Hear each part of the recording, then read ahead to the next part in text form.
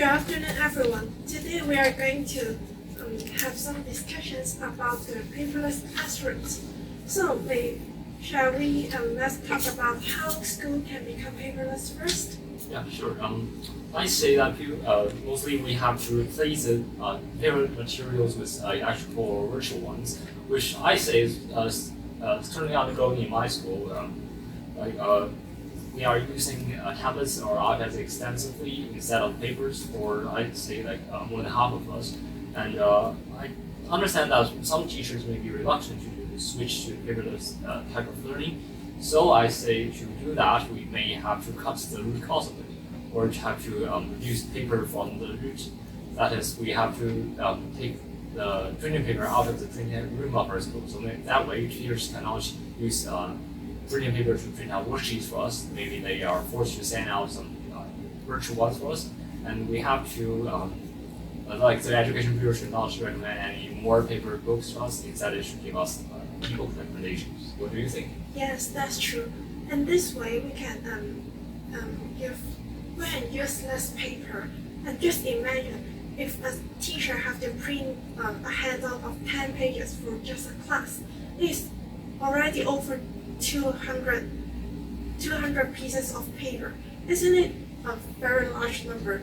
Not to mention if we have to print their handouts for the whole school. So I think make the use of the electronic device, like we can drop some notes in some apps. This can effectively reduce the use of paper. Any other ideas?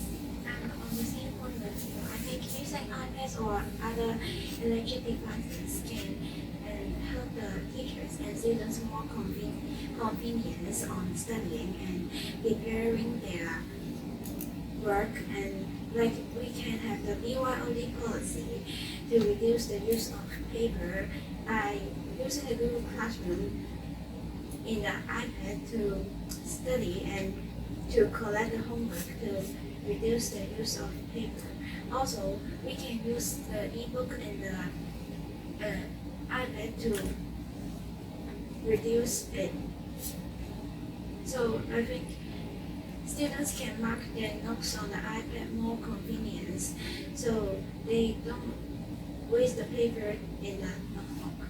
Oh, yes, I will agree with you. And then let's move on to the next point. That is, what kind of a challenge would this bring us? I can foresee one major challenge from the parents. Can see have mentioned that some of our school already have the BYOD policy, that is, bring your own device, I believe. And that some parents are against this because they believe that if they hand a mobile device to their children, and their children will use the mobile device for some other stuff other than learning during lessons, such as scrolling through social medias or playing computer games, which I say is actually the case in my class, which is actually happening. But however, I'd like to point out that the parents are worried about that these devices are going to distract their children. But actually, I would say that it's not because the mobile device that they are distracted. It's because they are distracted that they are trying to find out some sort of entertainment. Even if there's no iPad, they'll switch to maybe drawing or painting on the textbooks that I think most of them have done in primary schools. Yes. Absolutely. So lack of self-control can really make students scroll Instagram or YouTube, even during their lesson. This are also happening in my class too. And besides this addiction problem, and I think financial problem is also another challenge that we have to pay attention to. So as we have emphasized that we should make the use of electronic devices instead of paper, right?